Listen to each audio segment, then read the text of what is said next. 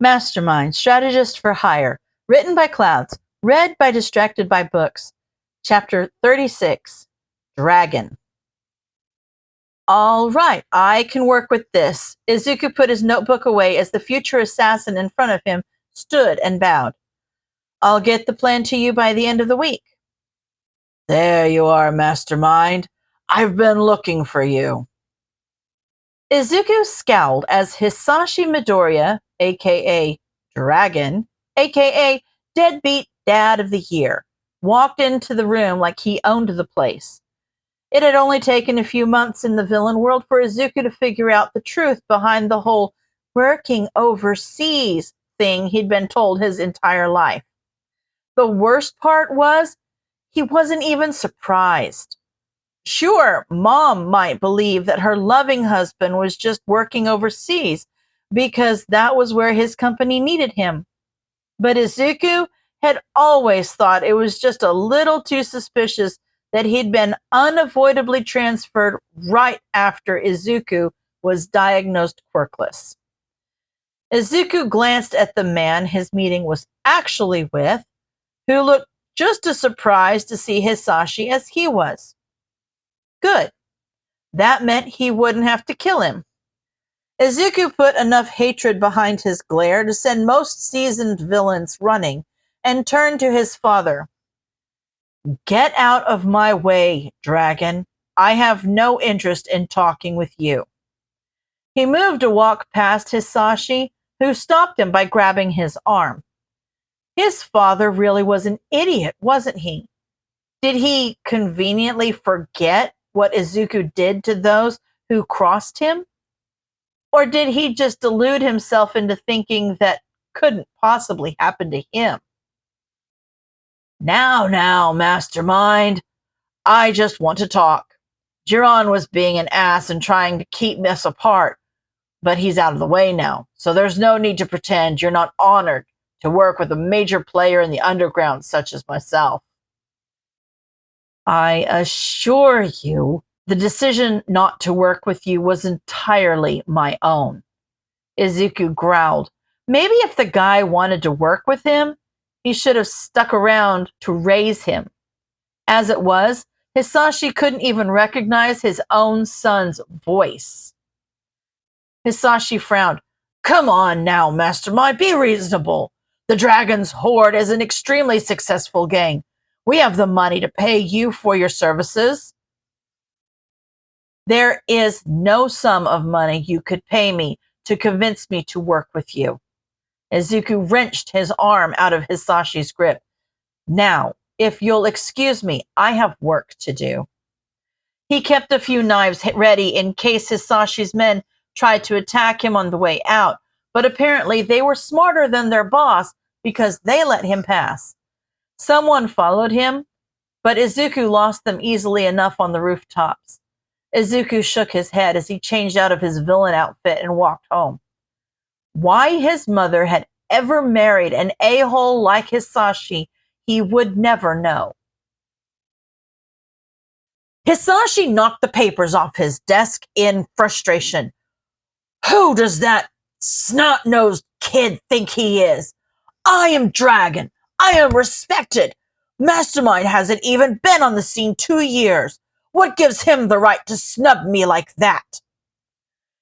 Hisashi took a deep breath. He wouldn't stand for this. Mastermind didn't have a monopoly on threats and blackmail.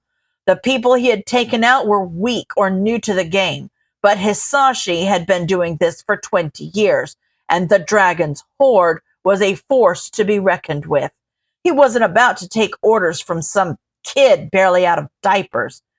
He just had to find something to hold over his head.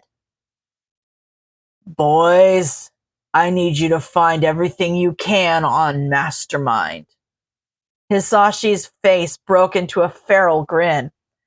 I think it's time that brat learns his place. Hisashi looked at the photo his lackey had handed him, crumpling the edges slightly from how tightly he was gripping it. Are you sure this is Mastermind's civilian identity? His lackey nodded. Yes, sir. The brokers would only sell it to me if I proved I wasn't a cop. They did warn us not to get on his bad side, though. Hisashi hadn't actually seen Izuku since just after his 4th birthday, when he realized his son was always going to be quirkless. If he'd thought it would work, he would have tried to convince Inko the boy wasn't worth her time and dropped him off at the nearest orphanage. But Inko had always been too attached to go for that idea. So Hisashi had just decided to send child support checks and have done with it.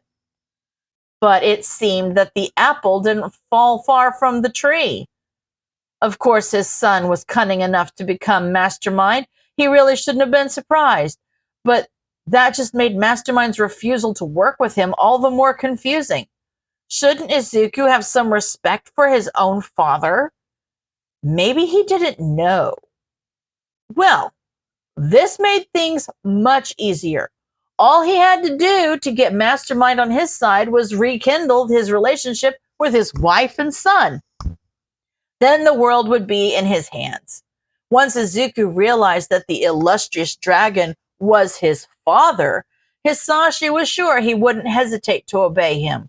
That was what sons were supposed to do, right? Obey their fathers? And if Izuku didn't want to obey him out of love, then maybe guilt would do the trick.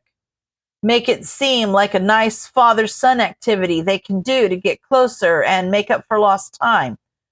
His plan was flawless. But there was always the possibility that Izuku would be stubborn. Hisashi had heard teenagers were like that sometimes. It was an annoying trait that just came with age. Of course, his Izuku would never knowingly disobey his father, but it paid to be prepared. Hisashi thought for a moment. What would he do if, after everything, Izuku refused to obey him? He frowned. It would be inconvenient, because he had always cared for his wife, and he would inevitably be questioned if anything were to happen to her.